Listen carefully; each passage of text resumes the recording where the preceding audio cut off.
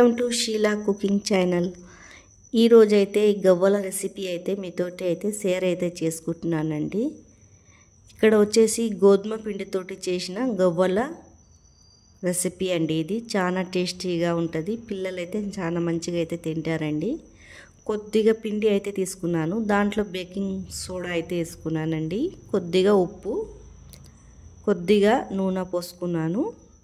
తర్వాత ఇలా మొత్తం అయితే పిండిని అయితే కలుపుకున్నానండి. చూడండి, కొద్ది కొద్దిగా నీళ్ళు పోసుకొని పిండిని కలుపుకోవాలా. ఇలా కొద్దిగా గట్టిగా కలుపుకోవాలండి, మెత్తగా కలుపుకోవద్దు. చూడండి, బాగా ఇట్లా పిసుక్కోవాలా. 10 నిమిషాలు నానబెట్టాలండి. తర్వాత నానినాకైతే ఇలా ముద్ద అయితే చేసుకోవాలా. చేసేసుకున్నాక మన చపాతీ ఎలా చేస్తామో అలా చేసేసుకోవాలండి.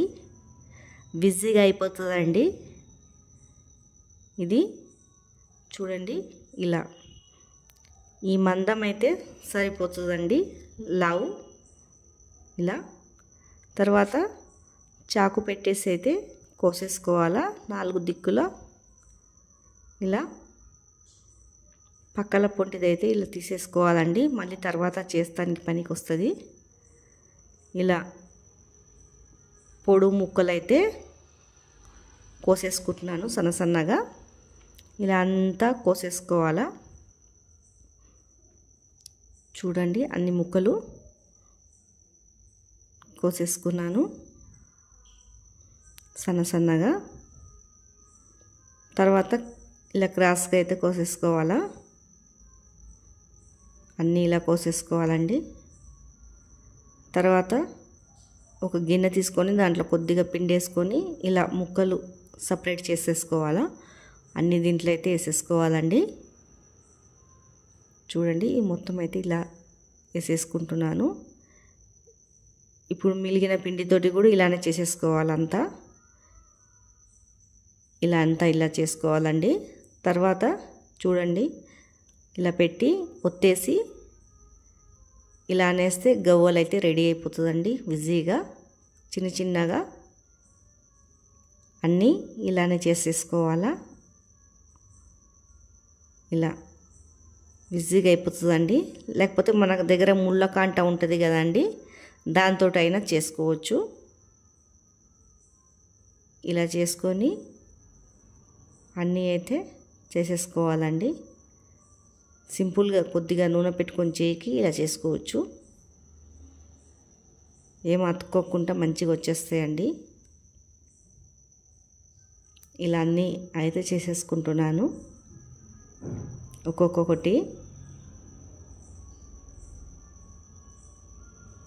చూడండి, ఇవన్నీ అయితే ఇలా ఒత్తేసుకొని ఇలా చేసేసుకున్నానండి అన్నీ. తర్వాత ఒక గిన్నె పెట్టుకొని కొద్దిగా అయితే నీళ్ళు పోసుకున్నాను. దాంట్లో 2 బెల్లం ముక్కలు అయితే వేసేసానండి. పెద్ద వేసాను, అదే కరిగిపోతుంది. చూడండి, ఇలా కరిగిపోతుందండి. పాకం అయితే పట్టుకోవాలా, కొంచెం ముదురు పాకమే పట్టాలండి. తర్వాత ఇవైతే ఏంపుకున్నాను అన్నీ. ఇగోండి, క్రిస్పీగా బాగా రావాలండి. స్లో మంట మీద బాగా ఏంపుకోవాలా. ఏంపేసుకున్నాను. ఇదైతే పక్కకైతే తీసేసుకుంటున్నాను. ఇవి ఏంపినవన్నీ చూడండి, ఇవన్నీ అయితే పక్కకైతే తీసేసుకుంటున్నాను గిన్నెలో. తర్వాత కడమాయి కూడా అలానే చేసేసుకోవాలండి అన్నీ.